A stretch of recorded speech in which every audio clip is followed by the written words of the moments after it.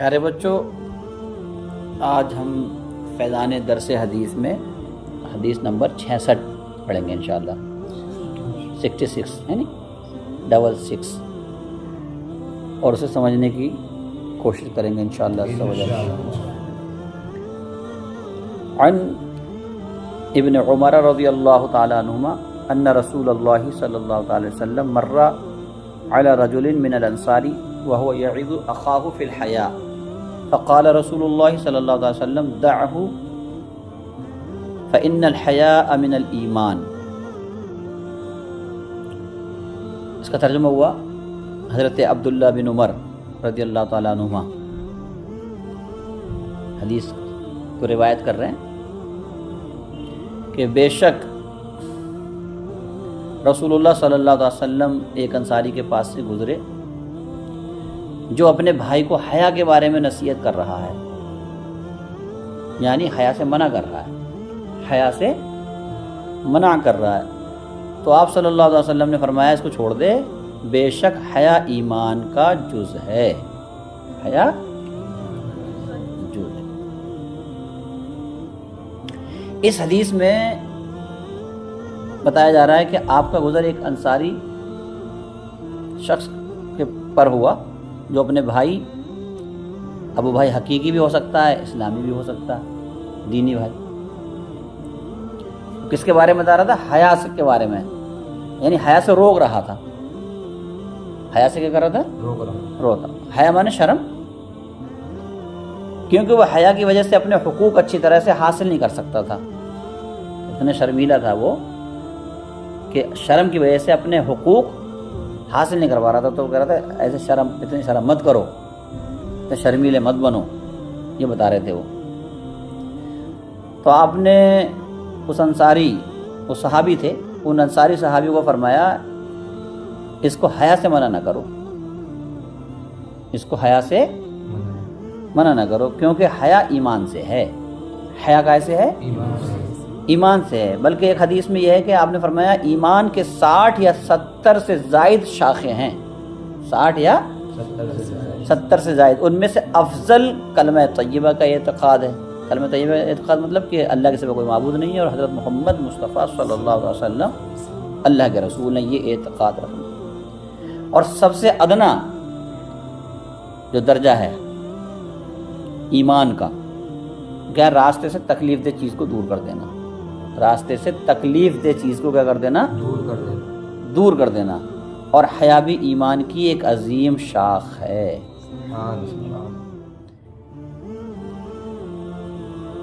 ایک روایت میں یہاں تک ملتا ہے کہ حیا سب کی سب خیر ہے، حیا سب کی سب کیا ہے؟ خیر ہے۔ ایک میں ملتا ہے کہ حیا خیر ہی لاتی ہے۔ حیا کیا لاتی ہے؟ خیر ہی لاتی ہے۔ حکیم الامت مولانا مفتی احمد یار خان نعیمی رحمۃ اللہ تعالی علیہ شرح مشکات میں فرماتے ہیں کہ حیا سے مراد ایمانی غیرت ہوتی ہے۔ حیا سے مراد کیا ہوتی ہے؟ ایمانی غیرت، جو گناہوں سے روک دے کہ بندہ اللہ کریم کی مخلوق اور اس کے رسول اور فرشتوں سے اور اللہ تعالیٰ سے شرم کرے، گناہ نہ کرے، یہ ہے حیا۔ حیا کیا ہے؟ گناہ سے روک دے جو چیز، یعنی نہ چھپ کر کہ اللہ تعالیٰ اور رسول اور فرشتے دیکھتے ہیں، اور نہ اعلانیہ گناہ کرے کہ مسلمان بھی دیکھ رہے ہیں۔ چھپ کر بھی نہ کرے، اللہ سے چھپ جائے گا، حضور سے چھپ جائے گا، فرشتوں سے چھپ جائے گا۔ تو اگر چھپ کے گناہ کر رہا ہے، سوچ رہا ہے لوگ نہیں دیکھ رہے ہیں، چھپ گیا میں، مگر اللہ تو دیکھ رہا ہے۔ ایک حدیث میں یہ کہ جن سے بھی ہم حیا کرتے ہیں تو سب سے زیادہ اللہ اس بات کا حقدار ہے کہ ہم اللہ سے حیا کریں۔ کس سے حیا کریں؟ اللہ سے۔ ہم لوگوں کا حال کیا ہے کہ ہم اللہ سے تو حیا کرتے نہیں، ماں باپ سے حیا کرتے ہیں۔ بہت سے تو خیر آج کا دور ایسا ہو گیا ماں باپ سے بھی حیا نہیں کر رہے، استادوں سے بھی حیا نہیں کر رہے، بھائی بہنوں سے بھی حیا نہیں کر رہے، بے حیائی کا دور دورہ ہے۔ ٹی وی پر پکچر دیکھی جا رہی، موبائل پر ناچ گانے دیکھے جا رہے ہیں، شادی بیاہ میں جو عریانیت کے ساتھ ڈانس ہو رہے ہیں، وہاں باپ بھی کھڑا ہے، بھائی بھی کھڑا ہے، ماں بھی کھڑی ہے، استاد بھی کھڑے ہیں۔ حیا کا تو جنازہ نکال دیا گیا اس ٹائم۔ کیا ہو رہا ہے اس ٹائم؟ حیا کا جنازہ نکل رہا ہے۔ تو مفتی صاحب کیا کہہ رہے ہیں کہ چھپ کے بھی نہ کرے کہ اللہ دیکھ رہا ہے، اللہ کا رسول دیکھ رہا ہے، فرشتے دیکھ رہے ہیں، اور اعلانیہ گناہ بھی نہ کرے کہ مسلمان دیکھ رہے ہیں۔ کیونکہ گناہ جن کے سامنے کر رہے ہو نا جی، کل روز قیامت اس پہ گواہ نہیں ہو جائیں گے کہ اس نے یہ گناہ یہاں کیا تھا. بات سمجھ رہے ہیں آپ؟ اگر نہ تو چھپ کے تو گناہ نہیں کرنا چاہیے اور اعلانیہ بھی نہیں کرنا چاہیے، مگر اعلانیہ میں یہ بہت بڑا مسئلہ ہو جائے گا کہ وہ گواہی دے دیں قیامت کے دن یہ گناہ کر رہا تھا. اس لیے کہا گیا ہے جو گناہ چھپ کے ہو اس کی توبہ چھپ کے ہو جاتی ہے. بات سمجھ رہے ہیں؟ اور جو گناہ اعلانیہ کیا ہے تو اس کی توبہ بھی اعلانیہ ہوگی. بات سمجھ رہے ہیں؟ گناہ تو خیر کیسے بھی نہیں کرنا. اور میں نے حیا کے بارے میں کیا بتایا، حدیثوں میں کیا ملتا ہے کہ سب سے زیادہ اللہ اس بات کا حقدار ہے کہ ہم اس سے کیا کریں، حیا کریں. تو مفتی صاحب کیا فرما رہے ہیں، نہ تو چھپ کے گناہ کرنا نہ اعلانیہ. بس میں تو وہاں پر جو بتایا جا رہا تھا کہ شرم کرتے تھے، جن کو حیا کے بارے میں سمجھا رہے تھے انصاری صحابی کہ اتنی حیا مت کرو، کیونکہ وہ اپنے شرم کی وجہ سے اپنے حقوق حاصل نہیں کر پا رہے تھے. بس میرے آپ تو حضور نے کیا فرمایا، انہیں حیا سے مت رو. کبھی حیا نفسانی ہوتی ہے، کبھی شیطانی بھی ہو جاتی ہے. کبھی نفس حیا سے منع کر رہا ہوتا ہے، کبھی شیطان حیا سے منع کر رہا ہوتا ہے. جیسے بہت سو کو نماز پڑھنے میں شرم آ رہی ہوتی تو یہ بیکار حیا ہے، یہ شرم بری ہے. یہ شرم کیسی ہے؟ بری ہے. گناہ کرنے میں شرم آنی چاہیے. گناہ کرنے سے آدمی کو شرمانا چاہیے، یار میں یہ گناہ کیوں کر رہا ہوں. مگر آج الٹا ہو رہا ہے. پیارے آقا صلی اللہ علیہ وسلم کی نعت پڑھنے میں شرم آ رہی ہے، بعض و نصیحت کرنے میں شرم آ رہی ہے. لوگوں کو ابھی کہتے چوراہے پہ کھڑے ہو چوک درس دینا، تو مدرسے کے بچوں کو چوک درس دینے میں شرم آ رہی. صاحب شرم آ رہی ہے، چوک درس نہیں دے پا رہے ہیں صاحب کھڑے ہو کے. وضو کے بارے میں چند لوگوں کو اکٹھا کر کے نہیں بتا پا رہے ہیں، شرم آ رہی ہے. نعت پڑھنے کو کہتے ہو تو نعت پڑھنے میں شرم آ رہی ہے. غسل کا طریقہ بتا دو لوگوں کو تو غسل کا طریقہ بتانے میں شرم آ رہی ہے. تو یہ شرم بیکار ہے. یہ شرم کیسی ہے؟ بیکار ہے. شرم اگر کسی کو ہو، حیا آ رہی ہے تو گناہ پہ آنے چاہیے نا. کہاں پہ آنے چاہیے؟ گناہ پہ. حیا کے بارے میں بہت کچھ لکھا گیا. علامہ تمیمی نے کہا کہ حیا کا معنی یہ ہے کہ کسی متوقع خوف اور ہراس کی وجہ سے کسی شے کو ترک کرنا، اسے حیا کہتے ہیں. عمدۃ القاری شرح بخاری میں ہے کہ حیا کی حقیقت وہ قوت ہے جو برائیوں سے بچنے پر ابھارے. اسے کہتے ہیں حیا، جو برائیوں سے بچنے پر ابھارے اور حق والے کے حق کو ادا کرنے میں کوتاہی سے روکے. یعنی جس کا حق ہے اس کا حق ادا نہیں کر رہے ہو، کوتاہی کر رہے ہو، تو اس کوتاہی سے روکے نہیں، اس کا حق دو. یہ حیا ہے. یعنی جو قوت کسی، اصل میں کیا نکلا اس کا رزلٹ، کہ جو قوت کسی معیوب کام کے ارتکاب اور نیک کام میں کوتاہی سے روکتی ہے اس کو حیا کہتے ہیں. اس کو کیا کہتے ہیں؟ حیا کہتے ہیں. حیا کا اعلیٰ درجہ اللہ سے حیا کرنا. ہم نے بتایا آپ کو ابھی حدیث کے ذریعے سے بتایا تھا نہیں کہ جن سے بھی ہم حیا کرتے ہیں ان میں سب سے زیادہ حیا کا حقدار کون ہے؟ اللہ ہے، کہ ہم اللہ سے حیا کریں. تو حیا کا اعلیٰ درجہ کیا ہے؟ کہ اللہ سے حیا کرنا. یعنی وہ تجھے اس کام میں نہ دیکھے جس سے اس نے تجھ کو منع فرمایا ہے. یہ ہے حیا. اللہ تعالیٰ نے جن جن کاموں سے ہمیں منع فرمایا ہے اس میں ہمیں نہ دیکھے. اور یہ مقام حاصل ہوتا ہے اس کی معرفت سے، جیسا کہ حدیث میں ملتا ہے ان تعبد اللہ کأنک تراہ فإن لم تکن تراہ فإنہ یراک. اللہ تعالیٰ کی عبادت اس طرح کر جیسے تو اس کو دیکھ رہا ہے. ایسے کر عبادت. پس اگر تو اس طرح نہ کرے تو یہ خیال کر لے کہ بے شک وہ تجھے دیکھ رہا ہے. اتنا تو کر ہی سکتے ہیں. یہ تو بہت بڑا مرتبہ ہو گیا کہ ہم عبادت کر رہے ہیں کہ ہم اللہ کو دیکھ رہے ہیں. یہ تو ہم سے نہیں ہو پائے گا تصور، اپنا عام لوگ ہیں. مگر یہ تصور تو باندھ سکتے ہیں کہ ہمیں اللہ دیکھ رہا ہے. ہمیں اللہ، ہاں، اللہ کا حکم ماننا یہ بھی عبادت ہے. کون سا؟ جیسے نماز پڑھنا اور گناہوں سے بچ جانا اللہ کے حکم پر، یہ بھی عبادت ہے. سمجھ رہے ہیں آپ؟ اصل عبادت کیا؟ اللہ کا حکم ماننا ہے. کیا ہے؟ اللہ کا حکم ماننا ہے. سمجھ رہے ہیں آپ؟ جب انسان اس طرح عبادت کرے گا کہ اللہ مجھے دیکھ رہا ہے تو اس عبادت میں خشوع اور خضوع پیدا ہوگا، لذت و سرور پیدا ہوگا، معرفت حاصل ہوگی. جب یہ مقام حاصل ہوگا کہ انسان اپنے آپ کو اس کی بارگاہ میں حاضر سمجھے گا تو یقیناً گناہوں اور بدعمالی سے بچ جائے گا. جب کسی مجازی بادشاہ کے سامنے کھڑا ہو تو اس کے حکم کا خلاف نہیں کرتا. ہم دنیا بھی کسی بادشاہ کے سامنے آتے ہیں تو کتنی گھبراہٹ اور خوف ہوتا ہے، آدمی اس کے خلاف نہیں کرتا ہے اور اس کی خلاف ورزی سے حیا کرتا ہے تو مقام غور ہے کہ احکم الحاکمین جل شانہ کی بارگاہ میں ہر وقت حاضر ہوتا ہے، یعنی ہم جہاں بھی ہیں اللہ تو ہمیں دیکھ رہا ہے۔ جب ہم دنیا بھی کسی بادشاہ کے سامنے ہوتے ہیں تو بچتے ہیں کہ کوئی ایسا کام نہ ہو جائے، حیا آتی ہے ہمیں، شرم لگتی ہے، تو اللہ تو ہمیں ہر وقت دیکھ رہا ہے، ہر وقت اللہ کی بارگاہ میں ہے، تو ہمیں کیا چاہیے؟ گناہوں سے بچنا چاہیے۔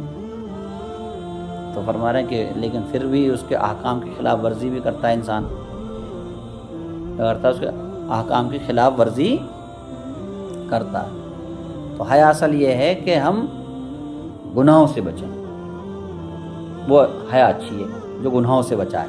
کیسے بچائے؟ گناہوں سے۔ اور جو حیا نیک کام کرنے سے روک رہی ہے تو پھر وہ حیا نہیں ہے، یہ تو پھر شیطانی ہے معاملہ۔ کیا ہے؟ شیطانی یا نفسانی ہوگا۔ امام ترمذی رحمۃ اللہ تعالیٰ علیہ نے حضور سید عالم صلی اللہ علیہ وسلم سے حدیث کی تخریج کی ہے۔ آپ نے فرمایا کہ اللہ تعالیٰ سے اس طرح حیا کرو جیسا کہ حیا کرنے کا حق ہے۔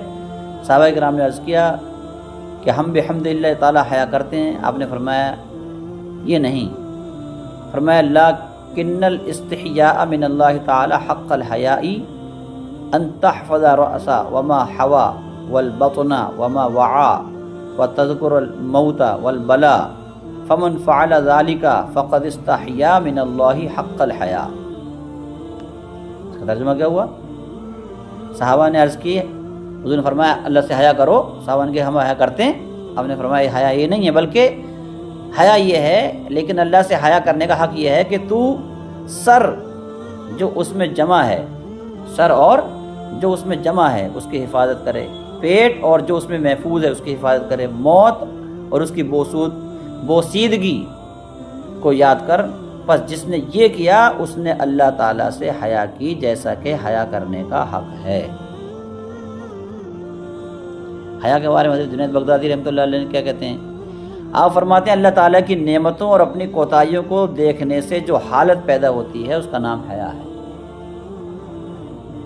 اللہ تعالیٰ کی نعمتوں کو دیکھے، اپنی کوتاہیوں کو بس میں نے پھر جو گناہوں سے بچنے کا جذبہ پیدا ہوا اسے کہتے ہیں حیا۔ حضرت علامہ عبد المصطفیٰ اعظمی رحمۃ اللہ تعالیٰ نے بیضاوی شریف کے حوالے سے فرمایا مذمت کا خوف کرتے ہوئے برے کاموں سے نفس کا سکڑ جانا، اس کو حیا کہتے ہیں۔ اس کو کیا کہتے ہیں؟ یہ در حقیقت وقاحت اور خجالت کے درمیان کی ایک صفت ہے۔ حضرت علامہ مولانا مفتی عبد المصطفیٰ اعظمی رحمۃ اللہ تعالیٰ علیہ فرما رہے ہیں کہ حیا کیا ہے؟ تو آیا نہیں حدیث میں الحیاء من الایمان، حیا ایمان سے ہے۔ تو حیا کیا ہے؟ ابھی آپ نے دو تعریفیں اور سنی پیچھے۔ حضرت عبد المصطفیٰ اعظمی رحمۃ اللہ تعالیٰ علیہ اپنے ہندوستان کے بہت بڑے عالم ہوئے ہیں۔ آپ فرما رہے ہیں یہ حقیقت میں وقاحت اور خجالت، اسے سمجھیں گے، وقاحت اور خجالت کے درمیان کی ایک صفت ہے۔ وقاحت یہ ہے کہ انسان اس قدر بے شرم اور بے غیرت ہو جائے کہ اس کو برے سے برے کام کرنے میں سے بھی جھجک نہ ہو، اور خجالت یہ ہے کہ انسان اتنا شرمیلا ہو جائے کہ اچھے اور برے کام سے شرمانے لگ جائے، اچھے کاموں سے بھی شرم کرنے لگے۔ اور حیا کیا ہے؟ حیا یہ ہے کہ برے کاموں سے خیال کر کے جھجک ہو کہ لوگ مذمت کریں گے، اور اچھے کاموں سے کوئی جھجک نہ ہو، اچھے کاموں سے کوئی جھجک نہ ہو اور برے کاموں سے جھجک ہو، تو یہ کیا حیا ہے؟ بات سمجھ رہے ہیں آپ؟ وقاحت اور خجالت یہ دونوں انسان کی مذموم اور بری خصلتیں ہیں، اور حیا اس کی انتہائی محمود اور پسندیدہ صفت ہے۔ اس حدیث سے یہ بھی معلوم ہوا، سوال ہے، ایک سوال پیدا ہوتا ہے، اس حدیث سے معلوم ہوا کہ حیا ایمان کا ایک حصہ ہے اور اس کی جز ہے، اور جز کا نہ رہنا کل کے نہ رہنے کو مستلزم ہوتا ہے۔ یہ آپ سوال کر سکتے تھے، خود ہی مصنف نے سوال اٹھایا، جواب دے رہے ہیں۔ حدیث سے کیا معلوم ہو رہا ہے کہ حیا ایمان کا ایک حصہ ہے، الحیاء من الایمان، حیا ایمان سے، ایمان کا جز ہے، اور جز کا نہ رہنا کل کے نہ رہنے کو مستلزم ہوتا ہے۔ اگر جز نہ رہے تو کل بھی نہ رہے، تو معلوم ہوا کہ جس میں حیا نہ ہوگی وہ مومن ہی نہیں ہوگا۔ اس کا جواب حدیث شریف میں جس ایمان کو حیا کہا گیا ہے اس سے مراد ایمان کامل ہے۔ کیا اس سے مراد؟ ایمان کامل ہے۔ الحیاء من الایمان، الحیاء، تو کیا فرما رہے ہیں؟ جس ایمان کو حیا کہا گیا ہے اس سے مراد کا ایمان کامل، لہذا جس میں حیا نہ ہوگی اس کا ایمان کامل نہیں ہوگا۔ یہ نہیں کہ وہ ایمان والا ہی نہیں ہوگا، مگر ایمان والا تو ہے، ایمان کامل نہیں ہے۔ یہ نہیں کہ وہ کافر ہو جائے گا، جس میں جتنی صفت حیا کامل ہوگی اس کا اتنا ہی ایمان کامل ہوگا۔ کیا مقام ہے سیدنا عثمان غنی رضی اللہ تعالیٰ عنہ کا کہ جن کو حیا کی کان کہا جاتا ہے، سبحان اللہ، جن سے فرشتے بھی حیا کرتے تھے، جن سے فرشتے بھی حیا کرتے تھے، آقا کی حدیث ہے۔ اور ہمارا حال کیا ہے کہ ہم تو آج کے جو دنیا کے لوگ ہیں، اپنے آپ کو کہو کسی اور کو کیا کہیں، ہم تو بے حیائی میں بہت آگے بڑھ گئے ہیں۔ جیسے میں نے پیچھے کہا، کیا کہا کہ آج حیا کا جنازہ نکال دیا ہے لوگوں نے، ماں باپ کھڑے ہیں، بھائی کھڑا ہے، استاد کھڑے ہیں، اور شادی بیاہ میں دیکھو آپ ڈانس ہو رہے ہیں ڈی جو پہ، تو یہ حیا کا جنازہ نکلنا نہیں نکلتا۔ اور حیا کیسے بتائی جا رہی؟ ایمان سے بتائی جا رہی۔ کیسے؟ ایمان سے بتایا جا رہا ہے۔ ایمان کا اہم جز بتایا جا رہا ہے حیا کو۔ وہ ایمان کامل والا ہے جو شرم والا ہے، حیا والا ہے، بات سمجھ رہے ہیں؟ جس کے اندر حیا نہیں، شرم نہیں، تو اس کا ایمان کمزور ہے۔ ہمارے بزرگوں کی شان دیکھیں کیسے حیا والے تھے۔ ملک شام کے اندر ایک واقعہ ہوا کہ 3 بھائی بہت اعلیٰ درجے کے مجاہد تھے، کفار سے جہاد کرتے تھے۔ روم کے عیسائیوں نے ان کو گرفتار کر لیا۔ کیسر روم نے ان تینوں کی جوانی اور خوبصورتی سے متاثر ہو کر کہا کہ اگر تم عیسائیت قبول کر لو تو اپنی شہزادیوں کا تم سے نکاح کر دیا جائے گا، تم کو شریک اقتدار بھی کیا جائے گا، حکومت میں شامل کر لیں گے۔ لیکن ان مجاہدین نے صاف انکار کر دیا، کیونکہ کامل مسلمان کا اسلام لالچ سے نہیں خریدا جا سکتا۔ پھر جیسا کہ کفار کا طریقہ ہے، اور لالچ دیا گیا، مگر دھمکیاں بھی دی گئیں، ڈرایا گیا، یہاں تک کہا گیا کہ اگر ایمان کو نہیں چھوڑو گے، عیسائی نہیں ہوگے، تو تمہیں کھولتے ہوئے تیل میں ڈال دیا جائے گا۔ انہوں نے کہا نہیں، ہم تو ایمان اسلام چھوڑ ہی نہیں سکتے، ہماری غیرت کو یہ گوارا نہیں ہے کہ ہم اپنا ایمان چھوڑ دیں۔ تو انہوں نے 3 کڑاہوں کے اندر جو ہے خوب تیل زیتون کا کھولایا گیا 2-3 دن تک لگاتار۔ جب بہت گرم ہو گیا پھر ان سے کہا کہ مان جاؤ، نہیں اس میں ڈال دیا جائے گا۔ انہوں نے کہا نہیں، ہم اپنا اسلام نہیں چھوڑ سکتے، یہاں تک کہ انہوں نے پہلے بڑے بھائی کو ڈال دیا، پھر دوسرے بھائی کو ڈال دیا۔ جب تیسرے کی باری آئی تو وہاں پر ایک جو اسی بادشاہ کا ایک وزیر تھا، اسے بھی اس کی ابھرتی ہوئی جوانی پر ترس آ کے کہنے لگا، حضور 2-3 دن کا موقع مجھے دیں، اسے مجھے دے دیں، میں اس کا ایمان چھین لوں گا۔ بس میں نے 40 دن کی مہلت مانگی تھی، ملتا ہے اس کو بھجلا پھسلا کر اس کا ہم نصرانی بنا لیں گے۔ وہ درباری، وہ وزیر اس مجاہد کو لے کر اپنے گھر آیا اور اپنی خوبصورت لڑکی کو اس کے پاس کر دیا تاکہ وہ لڑکی اس مجاہد کو اپنے حسن پر فریفتہ کر لے، اس عیسائی بنا دے۔ مگر وہ حیا کا مجسمہ، کیا کا مجسمہ؟ حیا کا، شرم و حیا کا پیکر، ایمانی غیرت رکھنے والا مجاہد سارا دن روزہ رکھتا، ساری رات نوافل پڑھتا، کسی وقت بھی اس حسین و جمیل لڑکی کی جانب نہیں دیکھتا۔ ہم اتنے بے غیرت اور بے حیا ہو جاتے ہیں کہ ہمیں کسی کو کچھ نہیں دیکھتا، ہم تو تاکتے پھرتے ہیں عورتوں کو، غیر عورتوں کو۔ جبکہ حدیث میں ملتا ہے کہ عورت کے محاسن کی طرف نظر کرنا شیطان کے زہر میں بھجے ہوئے تیروں میں سے ایک تیر ہے۔ آدمی کو بدنام کرتا ہے، آدمی معاملات میں پھنس جاتا ہے، آپ سن رہے ہیں، کبھی کبھی تو پٹائیاں بھی ہو جاتی ہیں۔ تو بہت برا معاملہ ہے عورت کے چکر میں پڑنا۔ تو وہ غیرت ایمانی دیکھیں کہ خوبصورت لڑکی ساتھ میں ہے اکیلے کمرے میں، مگر اس کی طرف نگاہ اٹھا کے نہیں دیکھتے تھے، دن بھر روزہ رکھتے تھے اور رات میں کیا کرتے تھے؟ عبادت کرتے تھے۔ یہاں تک کہ وہ عیسائی کرنے آئی تھی لڑکی نے، ان کی غیرت ایمانی اور شرم و حیا، عبادت و ریاضت، تقوی و پرہیزگاری کو دیکھ کے وہ خود مسلمان ہو گئی۔ سبحان اللہ، سبحان اللہ، خود کیا ہو گئی؟ مسلمان ہو گئی۔ تو ہمیں ایسی حیا اپنے اندر پیدا کرنی ہے انشاءاللہ۔ کیا بتایا جا رہا ہے؟ الحیاء من الایمان، حیا کیسے ہے؟ ایمان سے ہے، ایمان سے ہے۔ تو کتنا خیال رکھو گے حیا کا؟ بہت زیادہ، کتنا؟ بہت زیادہ۔ ہاں، یا بے حیا بن جاؤ گے؟ بے حیا نہیں بننا ہے، شرم رکھنی ہے، استاد سے حیا کرنی ہے، ساتھ میں ساتھیوں کے ساتھ حیا کرنی ہے۔ یعنی کہ ساتھی لیٹے ہیں اور آپ بھی جو ہے اول فلول جلول طریقے سے لیٹے ہو، شرمگاہ وغیرہ دکھ رہی ہے، تو یہ حیا کے خلاف ہے نہیں، اس طرح کا نہیں کرنا۔ کپڑے ہمیشہ آدمی کو پردے میں پردہ رکھنا چاہیے۔ کیا میں؟ پردے میں پردہ۔ بات سمجھ رہے ہیں آپ؟ مانا کرتا پہن رکھا ہے آپ نے، اس کے باوجود بھی اگر آپ کوئی رومال وغیرہ جب بیٹھیں تو ایس طریقے سے بیٹھیں، چوکڑی مار کے کہیں محفل میں، اور اوپر سے اس پر جو ہے ایک اور چادر ڈال لیں تاکہ حیا باقی رہے۔ حیا کیا رہے؟ باقی رہے۔ شرمگاہ کی طرف کسی کی نظر نہ پڑے. یہ بے حیائی ہوتی ہے.